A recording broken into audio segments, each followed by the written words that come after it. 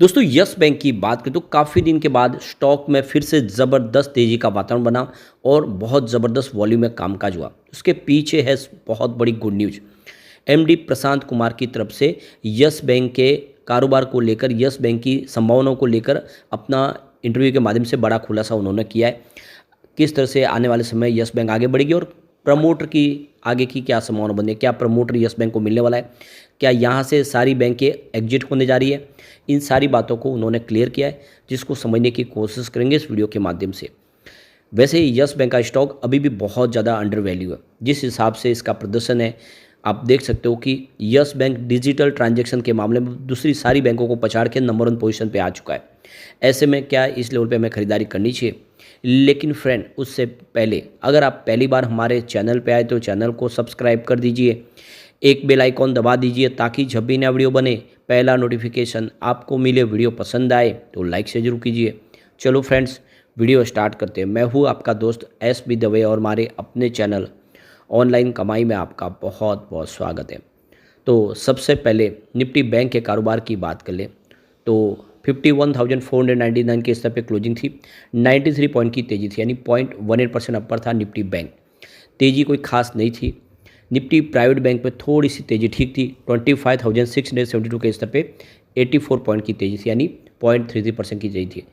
तो ये बाजार में तेज़ी देख सकते हो ठीक ठाक थी। बैंकिंग सेक्टर में तेज़ी थी आज, लेकिन उतनी बड़ी नहीं थी। लेकिन यस बैंक के स्टॉक ने आज कमाल कर दिया।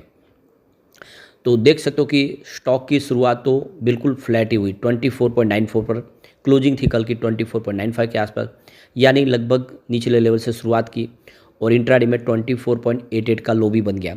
यानी स्टॉक के अंदर हमने आज इंट्राडे में गिरावट भी देखी है, लेकिन जो निचले लेवल से जो खरीदारी लौट के आई, स्टॉक ने ज़बरदस्त दौड़ लगाई और 26.07 का इंट्राडे में हाई बन गया और अंत में क्लोजिंग 25.84 पर, यहाँ पे 3.57% की शानदार तेज़ी देखने को मिली। काफ़ी दिनों के बाद बड़ी तेज़ी देखने को मिली है और स्टॉक फिर से 26 की तरफ बढ़ता हुआ दिखाई देगा। वॉल्यूम आज काफ़ी ज़्यादा बढ़ा है। पिछले एक महीने पहले इसका 32 करोड़ का वॉल्यूम था। 10 करोड़ की डिलीवरी उठाई गई थी। 1 वीक पहले 17 करोड़ का वॉल्यूम था। सामने 5 करोड़ की डिलीवरी उठाई गई थी और देख सकते हो कि कल 21 करोड़ का वॉल्यूम था। 6 करोड़ का डिलीवरी बेस काम हुआ, तो आज 29 करोड़ का ज़बरदस्त वॉल्यूम हुआ। पूरे बाजार में वॉल्यूम के मामले में आज नंबर 2 पे आया यस बैंक। तो देख सकते हो काफ़ी बेहतर प्रदर्शन किया है और वॉल्यूम टॉपर बन गया है। अब इसकी परफॉर्मेंस देखें तो पिछले 5 सालों में जिससे भी निवेश किया होगा उसको इस समय 70% का नुकसान हो रहा है और देख सकते हो कि ये राणा कपूर का वक्त है जब इसमें भारी भरकम नुकसान हुआ और बैंक डूबने की कगार पे थी। 3 ईयर के हिसाब से देखें तो इसमें 101% का पॉजिटिव रिटर्न मिला है, यानी पिछले 3 साल में जिसने निवेश किया उसका इन्वेस्टमेंट इस समय डबल होता है वो दिखाई देगा। पिछले 1 साल में यहाँ पे 51% की तेज़ी बनी है, लेकिन 3 मंथ के हिसाब से जिसने इन्वेस्टमेंट किया उसको 1.68% का इस समय लॉस हो रहा है। पिछले एक महीने में यहाँ पे 8.53% की तेज़ी बनी है, यानी स्टॉक ने फिर दौड़ना शुरू किया और वन डे के हिसाब से 3% के आसपास की तेज़ी है। तो अब यहाँ पे देख दो कि यस बैंक को लेकर जो बड़ा सवाल निकल के आता है कि जो स्टेट बैंक ऑफ इंडिया और दूसरे जो बैंक है, क्या वो यहाँ से एग्जिट होने वाले, क्या यस बैंक को प्रमोटर मिलेगा? तो यस बैंक के एमडी और सीईओ प्रशांत कुमार का कहना है कि स्टेट बैंक ऑफ इंडिया ने यस बैंक को फिर से सपोर्ट देने के लिए, उसको खड़ा करने के लिए इसमें अपनी स्टेक ली थी, लेकिन एक बैंक दूसरी बैंक में इन्वेस्टमेंट नहीं कर सकते, ये आरबीआई का रूल्स है। और इसके लिए हमारे पास ये अभी एक ही रास्ता है कि हमें शेयर होल्डिंग पैटर्न से हमारे जो जो बैंक है जिन्होंने हमें सपोर्ट किया, एसबीआई के अलावा दूसरे जो बैंक, उनको एग्जिट देना होगा, क्योंकि अब वो ज़्यादा समय तक इसमें रह नहीं सकते, क्योंकि लॉक इन पीरियड भी खत्म हो चुका है। तो फिलहाल हम टाइमलाइन तो दे नहीं सकते कब तक एसबीआई और दूसरी बैंक एग्जिट होगी, लेकिन इसके ऊपर काम हो रहा है।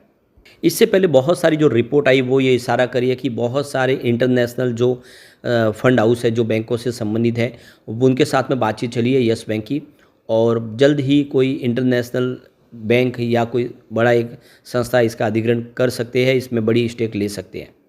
तो यहाँ पे एसबीआई के अलावा दूसरी बैंक मिलकर 33.74% की होल्डिंग है, जिसमें सबसे बड़ी हिस्सेदारी एसबीआई के। इसके अलावा देख सकते हो कि housing develop finance corporation limited, ICIC bank, Axis bank, Kotak Mahindra bank, federal bank, Bandhan bank और आईडीएफसी फर्स्ट बैंक, जिन्होंने 10,000 करोड़ रुपीज़ के आसपास का निवेश किया था जब यस बैंक को फिर से तेज़ी से आगे बढ़ाने की जरूरत थी, जब यस बैंक पूरी तरह से डूबने की कगार पे थी। प्रशांत कुमार का कहना है कि हमने जो सबसे बड़ी प्रॉब्लम थी एनपीए की, जो हमारा बेड लोन था, उसका सारा का सारा जेसी फ्लॉर्स को हमने ट्रांसफ़र कर दिया और वहाँ से हमारी जो चिंता है उसमें बहुत ज़्यादा कमी आ गई है। सबसे जो बड़ी बात है कि 15% अप फ्रंट इनको मिला था और 85% उसको बाकी रखा था, जिसके बदले में सिक्योरिटी रिसिप्ट मिली थी, जिसमें उनका कहना है कि 18 महीनों में ही 50% के आसपास की हमारी रिकवरी हो चुकी है। तो 6,800 करोड़ रुपीज़ की सिक्योरिटी रिसिप्ट के सामने 3,400 करोड़ रुपीज़ की ऑलरेडी हमने जो रिसिप्ट है उसको रिजॉल्व कर दिया है, और आने वाले समय बहुत जल्द दूसरी भी हमारी जो रिकवरी है वो हो जाएगी। और बाकी के 25% के आसपास की जो भी हमारा सिक्योरिटी रिसिप्ट का जो अमाउंट है वो आने वाले 12 महीने में हम वहाँ से ले लेंगे, उसको मतलब हमारे आ जाएगा। तो कुल मिला के जो एक तरह से देखें तो हमारा जो एनपीए जीरो होता है वो दिखाई देगा, सारी की सारी हमारी टेंशन कम होती हुई दिखाई देगी। तो यहाँ पे गौर करने वाली बात है कि 48,000 करोड़ का जो एनपीए था यस बैंक का, उसको 11,200 करोड़ में जेसी फ्लावर्स को ट्रांसफ़र कर दिया गया है। यहाँ पे गौर करने वाली बात है कि इसमें जेसी फ्लावर्स में यस बैंक की भी हिस्सेदारी है। प्रशांत कुमार का कहना है कि हमारा जो डिपॉजिट ग्रोथ है वो ज़बरदस्त बढ़ते हुए 20.8% की वृद्धि के साथ 2.6 लाख करोड़ तक पहुंच गया है। हम लगातार कस्टमर को ऐसी ऑफर दे रहे हैं, ऐसे स्कीम दे रहे हैं जिसकी वजह से लगातार हमारे पास डिपॉजिट आ रहा है, लोग यहाँ पे निवेश करना पसंद कर रहे हैं। बैंक का प्रॉफिट 502 करोड़ तक पहुंच चुका है, जो पिछले साल के मुकाबले 47% ज़्यादा है। तो बिल्कुल बैंक बिल्कुल सही दिशा में काम कर रही है और तेज़ी से कारोबार में वृद्धि हो रही है। साथ में प्रशांत कुमार का कहना है कि 44,000 करोड़ रुपीज़ जो है इन्होंने रूरल इंफ्रास्ट्रक्चर डेवलपमेंट फंड में लगाए हुए 2% के यील्ड के प्राइस से, और इसमें से 11,000 करोड़ रुपीज़ की जो रकम है वो नवंबर से दिसंबर में रिलीज हो जाएगी, यानी एक बड़ी रकम इनको मिल जाएगी जिसको वो इस्तेमाल कर पाएंगे। तो कुल मिला के यस बैंक की सेहत को लेकर इन्होंने सारी की सारी जो लोगों के मन में सवाल थे उसके जवाब आ चुके हैं, और यस बैंक आने वाले समय बेहतर प्रदर्शन करता हुआ दिखाई दे सकता है।